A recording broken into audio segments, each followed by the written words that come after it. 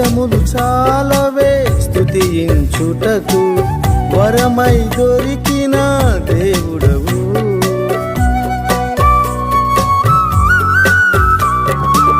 పదములు చాలవే స్తుతించుటకు, వరమై దొరికిన దేవుడవు. ఇలాంటి దేవుడు ఎవరున్నారు, నా జీవితానికే చాలిన వాడవు. ఇలాంటి దేవుడు ఎవరున్నారు, నా జీవితానికే చాలిన వాడవు. నిన్నే నిన్నే ఆరాధింతును, అన్నీ నీవే నా యేసయ్యా. నిన్నే నిన్నే ఆరాధింతును, అన్నీ నీవే నా యేసయ్యా. ప్రాణ ప్రియుడా యేసయ్యా, నన్ను దాచినావు నీ కోసమే.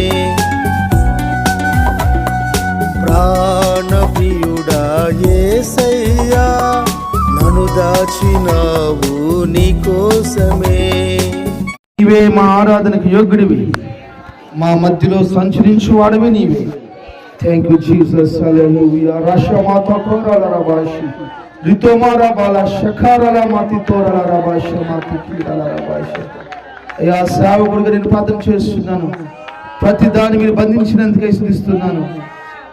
మీ ప్రకాశమానమైన వెలుగుతో నింపుతూ ఉన్నందుకే స్తుతిస్తూ ఉన్నాను. మీ దక్షిణ హస్తము గొప్ప కార్యము చేస్తుంది. ఆ హస్తాన్ని మాకు తోడుగా ఉంచినందుకే స్తుతిస్తూ ఉన్నాను.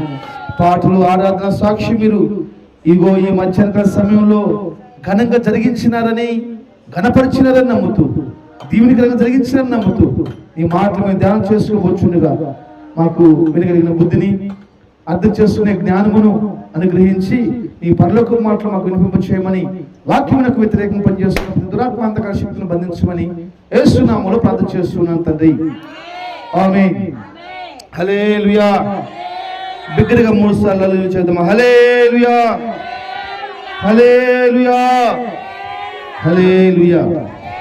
సంతోషం. కూర్చోండి. ఒక చిన్న వాక్యం, ఒక 10 నిమిషాలు మాత్రమే. మన ప్రభువును రక్షకుడైన యేసుక్రీస్తు శ్రేష్టమైన నామములో సురేష్ సంధ్యాల యొక్క గృహ నిర్మించుకుంటానికి ప్రభు చూపించిన కార్యాన్ని బట్టి, అలాగే మన యొక్క కుమారుడు పుట్టినరోజు సందర్భంగా ఏర్పాటు చేసిన ఈ ప్రార్థనా కూడి వచ్చి మీ అందరూ కూడా నా హృదయపూర్వకమైన వందనాలు తెలియజేస్తున్నాను. My God bless you. దేవుడు మీ అందరిని ఆశీర్వదించును గాక. ఈ సమయంలో ఒక చిన్న వాక్యాన్ని ధ్యానం చేసుకుందాము. బైబిల్ తెరిచి ద్వితీయోపదేశకాండము 33వ అధ్యాయము 26వ వాక్యం చదువుకుందాం. బైబిల్ తెరవండి అందరూ. ద్వితీయోపదేశకాండము 33వ అధ్యాయము 26వ వాక్యం చదువుకుందాం.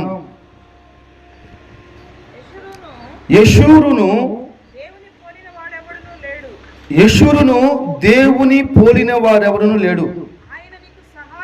ఆయన నీకు సహాయము చేయుటకు ఆకాశ వాహనుడై వచ్చును, మహోన్నతుడైన మేఘవాహనుడగును. శాశ్వతుడైన దేవుడు నీకు నివాస స్థలము నిత్యముగా నుండు బాహువును నీ క్రింద ఉండును. ఆయన నీ ఎదుట నుండి శత్రువులను వెళ్ళగొట్టి నశింప చేయున నేను. చాలు. దేవుడు తన మాటలతో మనందరినీ బలపరచునుగాక. ఆమేన్. ఈరోజు నేను ఒక మాట మీకు జ్ఞాపం చేసేసి మీకోసము, ఇగో ఈ కుటుంబం కోసం, మరి కుమారుడి కోసం నేను ప్రార్థన చేస్తాను. నన్ను పైకి రా. ఎందుకు అక్కడ కూర్చునేది? హల్లెలూయా. దేవుని బిడ్డలారా, భూప్రపంచంలో 750 కోట్ల మంది ప్రజలు ఉన్నారు. ఈ 750 కోట్ల మంది ప్రజల్లో భాగ్యవంతులుగా, ధన్యులుగా, గనులుగా మార్చబడుతున్న వాళ్ళు ఎవరైనా ఉన్నారంటే యేసుక్రీస్తు ప్రభువుని దేవుడిగా అంగీకరించిన వారు మాత్రమే. చెప్పాలి. హల్లెలూయా. ఎందుకు యేసుక్రీస్తు ప్రభువుని దేవుడిగా అంగీకరించాలి అంటే మీకు చెప్పాను నేను. 750 కోట్ల మంది ప్రజల్లో 400 కోట్ల మంది ప్రజలు యేసు ప్రభువే దేవుడని వారు బ్రతుకులు మార్చుకొని, కుటుంబాలు మార్చుకొని, ప్రపంచానికి దీవెనకరంగా మార్చబడ్డారు. హల్లెలూయా. నేను చెప్పే ఒక మాట ఏంటంటే, మన దేవుడు ఎలాంటి దేవుడు అంటే సహాయం చేసే దేవుడు. చెప్పాలి. హల్లెలూయా. మన దేవుడు ఎలాంటి దేవుడు? సహాయం చేసే దేవుడు. నువ్వు నమ్ముకున్న దేవుడు, నేను నమ్ముకున్న దేవుడు, మనం నమ్ముకున్న దేవుడు మనకి సహాయం చేస్తున్నాడు. ఆయన సహాయం చేస్తున్నాడు కాబట్టి మనం ఇలా ఉండగలుగుతున్నాం. ఇజ్రాయేల్ అనే దేవుడు యాకోబుకు పేరు పెట్టాడు. యాకోబుకు పేరు పెట్టినాక ఇజ్రాయేల్కి 12 మంది పిల్లల్ని ఇచ్చాడు. ఆ 12 మందిని యేసు ప్రభు యాషూరు అని పిలుస్తూ ఉన్నాడు. యాషూరు అని పిలుస్తూ ఆ యాషూరు ఆ 12 మంది గోత్రకర్తలకు దేవుడు ఇచ్చిన వాగ్దానం మీద తెలుసా? నేను నీకు సహాయం చేస్తాను. నేను నీకు సహాయం చేస్తాను కదా. దేవుడు ఈరోజు 12 మంది గోత్రాలకి ఎంత సహాయం చేస్తాడండి. ప్రపంచంలో ఉన్న నోబుల్ బహుమానులు మొత్తం అధికంగా ఉన్నాయి ఇజ్రాయెల్ దగ్గరే కదా. పేరు వాళ్ళదే కదా. వాళ్ళు కనుక్కున్న వస్తువులు కానివ్వండి, ఎన్ని గొప్ప మరి టెక్నాలజీతో కూడిన వస్తువులు కనుక్కున్నారు వాళ్ళు. దేవుని సహాయం ఎంత బాగుందండి. నేటి వరకు లెక్కించగలిగితే 400 సంవత్సరాలు యెరూషలేము మీదకి, ఇజ్రాయెల్ దేశం మీదకి యుద్ధం జరిగితే ఆ 400 సార్లు యుద్ధం జరిగితే ఆ 400 సార్లు యుద్ధంలో ఒక్క రాయిని కూడా కదిలించలేకపోయారు. కారణం ఏంటంటే ఆ యెరూషలేము ప్రాంతానికి కానివ్వండి, ఆ యాషూరుకి కానివ్వండి, లేక ఆ ఇజ్రాయెల్ యొక్క 12 మంది గోత్రికులు కానీ మనుషుల సహాయం కాదు, దానికి దేవుడి సహాయం ఉంది. స్తోత్రం. అందుకని 118వ కీర్తన అంటాడు, 118వ కీర్తన 8వ వచనం, మనుషులను నమ్ముకుంట కంటే యెహోవాను ఆశ్రయించుట మేలు, రాజులను నమ్ముకుంట కంటే యెహోవాను ఆశ్రయించుట మేలు. స్తోత్రం. హల్లెలూయా. బైబిల్ చెప్పిందంటే నేను సహాయం చేస్తాను. మనుషులు కదా సహాయం చేసేది, దేవుడు సహాయం చేస్తాడు. స్తోత్రం. నిజంగా మరి ఈ కుటుంబాన్ని మనం సంజయ్ కానీ సురేష్ కానీ చూసుకుంటే, తమ్ముడు ఎంతో కష్టపడి తన యొక్క జీవితంలో ఎన్నో ఆటంకాలు ఎదురైనప్పటికీ ఇంత ఒక చక్కని ఇల్లు నిర్మించుకున్న ప్రభు సహాయం చేశాడు. స్తోత్రం. నేను సురేష్ గురించి, తమ్ముడు గురించి నేను చెప్పాలంటే, అతని గురించి ఎలాంటి పనివాడని అంటే మంచి నమ్మకస్తున్న పనివాడు. స్తోత్రం. తను పని మాట్లాడుకున్న తర్వాత చాలా ఫినిషింగ్ బాగా చేస్తాడు, నమ్మకంగా ముగిస్తాడని చెప్పేసి అన్నాను. పనులు పెట్టిపోవటం కానీ అది ముగించేంత వరకు. అందుకే బహుశా దేవుడు అంత దీవించడము. దానికి కారణం వాళ్ళ తల్లి యొక్క ప్రార్థనలు, సహవాసంలో ప్రారంభించబడింది మొదలుకొని నేటి వరకు కూడా. నా తర్వాత ఎక్కువ ప్రార్థనలు గడిపేది మరి వాళ్ళ తల్లి అని చెప్పేసి నేను సాక్షి చెప్పడానికి కూడా సిగ్గుపట్టలేదు. హల్లెలూయా. దేవుడు వారు చేస్తున్న భక్తిని బట్టి వారికి సహాయం చేసుకుంటూ వచ్చాడు. స్తోత్రం. ఈరోజు నేను చెప్పే మాట ఏంటంటే, మన దేవుడు సహాయం చేసే దేవుడు. ఎక్కడి సహాయం చేస్తాడు?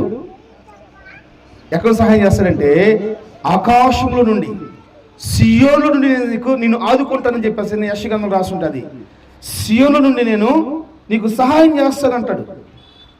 ఆయనంట మనిషికి సహాయం చేసుకోవడం కోసం మేఘాహుడు వస్తాడంట. ఎంత గొప్ప దేవుడు మా. మనిషికి సహాయం చేయడం కోసం మేఘాడు వస్తాడంట. నేను ఒక 2-3 మాటలు చెప్పేసేసి నేను ప్రార్థన చేస్తాను. మొట్టమొదటిగా దేవుడు మనిషికి చేసిన సహాయం ఏం చెప్పండి? భార్యనిచ్చాడు. స్తోత్రం. హల్లెలూయా. ఆదికాండం 2వ అధ్యాయము 20-21 వచనాలు మనం చదువుకుంటే, దేవుడు మగవాడికి చేసిన సహాయం ఏంటంటే స్త్రీనిచ్చాడు, భార్యనిచ్చాడు. అలాగనే భార్యకి చేసిన సహాయం ఏం చెప్పండి? అమ్మా, బంగారం లాంటి భర్తలు ఇచ్చాడు. మా ఇంకేం కావాలి చెప్పండి? స్తోత్రం. కోట్ల రూపాయల ఆస్తి ఉండొచ్చు పోవచ్చు, మా భర్త పక్కన ఎంత సంతోషం ఉంటుంది. జాగ్రత్త తినాలి. అందుకనే బైబుల్ రాసి ఉంటుంది. సామెత గ్రంథం 19వ అధ్యాయము 20-24 వచ్చింది. మన చూడండి, సామెత గ్రంథం 19వ అధ్యాయము 14 వచ్చింది. త్వరగా ప్లీజ్. ఓకే. యెహోవా ఇచ్చు దానము. స్తోత్రం. అంటే మొట్టమొదటి దేవుడు మనిషికి ఏం సహాయం చేస్తాడంటే చెప్పాలి. ఏం సహాయం చేస్తాడమ్మా? భార్య సహాయం చేస్తాడు. నేను పెళ్లి కానప్పుడు నేను ఒక మాట అనుకునేవాడిని, నా భార్య నాకు ఆటంకం అనుకొని నేను ఎప్పుడు అనుకుంటా ఉండేవాడిని, పెళ్లి చేసుకోరా అంటే నువ్వు బలెటోళ్ళగా ఉన్నావురా బాబా, పెళ్లి చేసుకుంటే భార్య ఆటంకం అని చెప్పేసి చాలా మంది నేను చెప్పాను. కానీ తర్వాత కాలం చెప్పేది ఏంటంటే భార్య ఆటంకం కాదు, అనుకూలం. స్తోత్రం. ఏదైనా సాధించాలంటే మనకి బ్యాక్ బోన్ తెస్తా మన భార్యే. నేను చెప్తున్నాను, మరి సురేష్కి మహాకృపను బట్టి దేవుడు తన భార్యని ఒక బహుమానంగా ఇచ్చాడు. నేను నమ్ముతున్నాను. స్తోత్రం. హల్లెలూయా. భార్యని మొట్టమొదటి దేవుడు మనకి మనిషికి సహాయకరంగా ఇచ్చాడు, భర్తని సహాయకరంగా ఇచ్చాడు. అలాగే మనం చూసుకుంటే భార్య మాత్రమే కాదు, బైబిల్ చెప్పిద్ది 127 కీర్తనలో 1వ వచనంలో ఇల్లు చెప్పాలి యెహోవా ఇచ్చే సహాయం, అది నివాసము చెప్పడమ్మా. ఇల్లు యెహోవా ఇచ్చే సహాయం.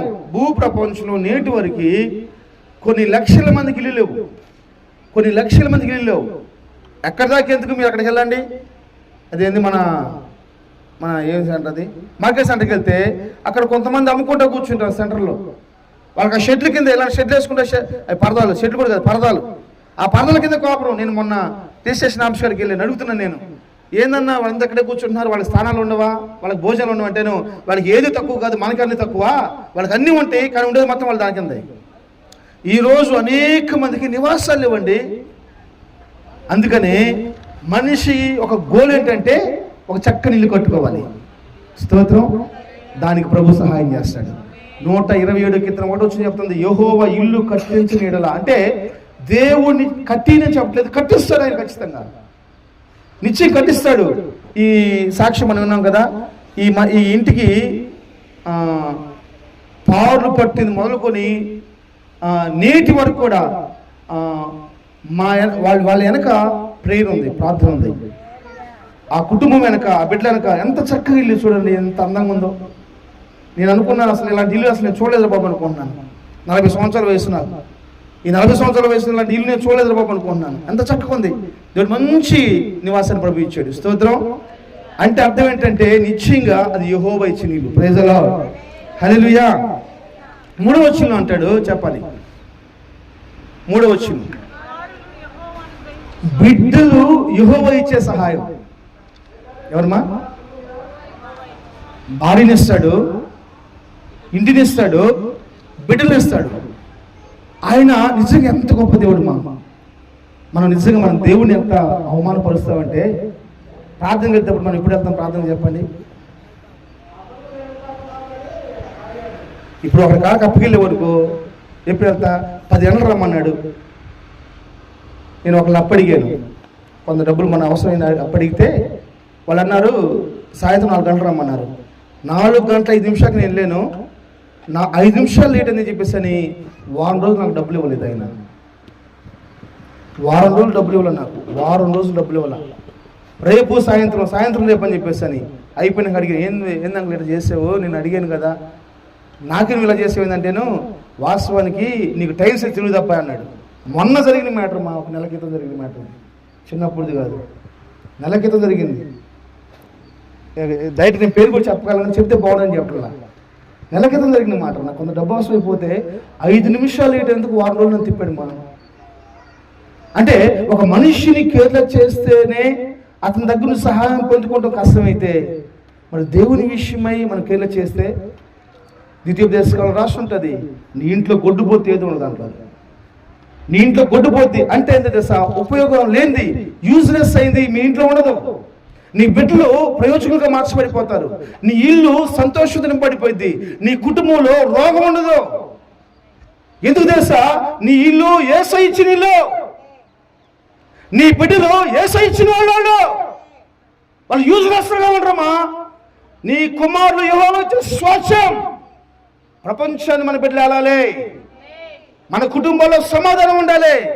మేము చెన్నైలో ఉన్నప్పుడు మా ఇంటికి అనేక మంది వస్తూ ఉంటారు, వచ్చేసరి పోరు అసలు. కారణం ఏంటంటే, అబ్బా మీ ఇంట్లో ఉంటే ఎంత సమాధానం ఉందో, నేను బైబిల్ పెట్టుకొని సాక్ష్యం చెప్తున్నాను. మీ ఇంట్లో ఎంత పీస్ఫుల్గా ఉంది, ఇంత సమాధానం ఉంది ఏంటి, ఇంత నెమ్మదిగా ఉందేంటి? ఒకటే, సహాయం చేసే దేవుడు, సహాయం చేసే దేవుడితో నేను గడుపుతా ఉన్నాను. హల్లెలూయా. సహాయం చేసే దేవుడితో నేను గడుపుతున్నాను కాబట్టి నా ఇంట్లో పీస్ఫుల్ గా ఉంది, సమాధానంగా ఉంది, సంతోషంగా ఉంది. Praise the lord. అన్ని విషయాలు వదిలేటవే కదండి, దేనిలో తక్కువ ఉంటుంది మనకి? నేను చెప్తున్నాను, రోషం కలిగి ఈ మధ్యాహ్నకాల సమయంలో నా దేవుడు సహాయం చేసే దేవుడు. అది ఎప్పుడైనా సరే, ఎక్కడైనా సరే, ఎలాగైనా సరే, అది అరణ్యం కావచ్చు, ఎడారి ప్రాంతం కావచ్చు, ఎర్ర సముద్రం కావచ్చు, ఎప్పుడైనా ఎక్కడైనా ఎలాగైనా సహాయం చేయటకు సముద్రం నా యేసుక్రీస్తు ప్రభు వారు మాత్రమే. ఆయన మనిషి కోసం ప్రాణం పెట్టాడు, మహిమ నిలిచిపెట్టి భూమిలోకి వచ్చాడండి. అంత గొప్ప దేవుడు అండి. ఆయన కోసం లక్షల మంది ప్రాణం పెట్టారండి. హల్లెలూయా. ఆ దేవుని కోసం కోట్ల రూపాయలు ఒలిపెట్టుకొని సాగు చేస్తున్నారు ఈరోజు సాగులో. కానీ ఏంటి తెలుసా? ఆయన సహాయం చేసే దేవుడు. ఎప్పుడైనా ఎక్కడైనా ఎలాగైనా సహాయం చేస్తాడు ఆయన, అంతే. నేను చెప్తున్నాను, ఈ యొక్క మధ్యాహ్నకాల సమయంలో దేవుని బిడ్డారా, మీరు కలుగున్న దేవుడు గొప్ప దేవుడు. ఆయన మీరు కేర్లెస్ చేయొద్దు, ఆయన మీరు నిర్లక్ష్యపరచొద్దు, ఆయన మీరు తక్కువ చేయొద్దు. నీ డబ్బు కంటే ఆయన గొప్పవాడు, నీ పేరు కంటే ఆయన గొప్పవాడు, నీ భార్య కంటే ఆయన గొప్పవాడు, నీ భర్త కంటే ఆయన గొప్పవాడు, నీ బిడ్డల కంటే ఆయన గొప్పవాడు, నీ ఉద్యోగం కంటే ఆయన గొప్పవాడు, నీ ఇంటి కంటే ఆయన గొప్పవాడు, నీ కలిగున్న క్వాలిఫికేషన్ అన్నిటికంటే నా యేసయ్య గొప్పవాడు. హల్లెలూయా. 24 కీర్తన రాసి ఉంటుంది, భూమి దాని సంపూర్ణత ఆయన ఉన్నాయి, ఆ యేసయ్య ఉన్నాయి, అంతే. స్తోత్రం. ఆయన మీరు తక్కువ చేయొద్దు, ఆయన సహాయం చేస్తాడు. మీరు రాసి పెట్టుకోండి, 26వ తారీఖు ఆయన సహాయం చేస్తాడు. ఆయన సహాయం చేస్తే కొద్దిమైంది ఏముంటుందండి? నీవు నాతో ఉంటే కొదువన్నది ఏమున్నది నా యేసయ్యా. నీవు నాతో ఉంటే కొదువైనది ఏమున్నది. పరిచయం మొదలుపెట్టి 8 సంవత్సరాలు అయిపోతుంది. పోయిన సంవత్సరం జనవరి 1కి పాట పాడుకొని రిలీజ్ చేసుకున్న ప్రభు సహాయం చేశాడు. మా కాడ ఏం లేదు. ఈ 7 సంవత్సరాల్లో ప్రభు మాకు ఏది తక్కువ చేయలేదు. హల్లెలూయా. మేము సేవ చేస్తున్నప్పుడు మాతో పాటు ఉన్న సేవకులు అనే మాట ఏంటంటే, అయ్యో మీది చాలా చిన్న సంఘం, 30-40 మంది ఉంటారు మీ సంఘంలో, ఇది ఎలా సాధ్యం? సహాయం చేసే దేవుడితో మేము ఉన్నాము. ఇది ఎలా సాధ్యం? అప్పుడు కూర్చొని రాత్రి 2 గంటలకు నేను ఆలోచిస్తూ ఉన్నాను. అప్పుడు ఆత్మదేవుడు, పరిశుద్ధాత్మదేవుడు నాతో అన్నాడు, నీ సహాయం చేసే దేవుడు నీతో ఉన్నాడు రా బాబు, బాబు సహాయం చేసే దేవుడు నీతో ఉన్నాడు. అప్పుడు నా డైరీలో రాస్తాను, నీవు నాతో ఉంటే కొదువన్నది ఏమున్నది నా యేసయ్యా. నీవు నాతో ఉంటే కొదువన్నది ఏమున్నది నా యేసయ్యా. నీ కృపలేని క్షణమును ఊహించలేను యేసయ్యా, నా యేసయ్యా. నీ కృపలేని క్షణమును ఊహించలేను యేసయ్యా, నా యేసయ్యా. కునుక కావక క్షణమైన నిదురించక కను పాప వల్లెనే కాపాడినావు, కన్న తల్లినే మరపించినావు. కను పాప వల్లెనే కాపాడినావు, కన్న తల్లినే మరపించినావు. నీ కృపలేని క్షణమును ఊహించలేను యేసయ్యా, నా యేసయ్యా. భయమన్నదే నాకు లేదు, నీ వెలుగు ఉదయించే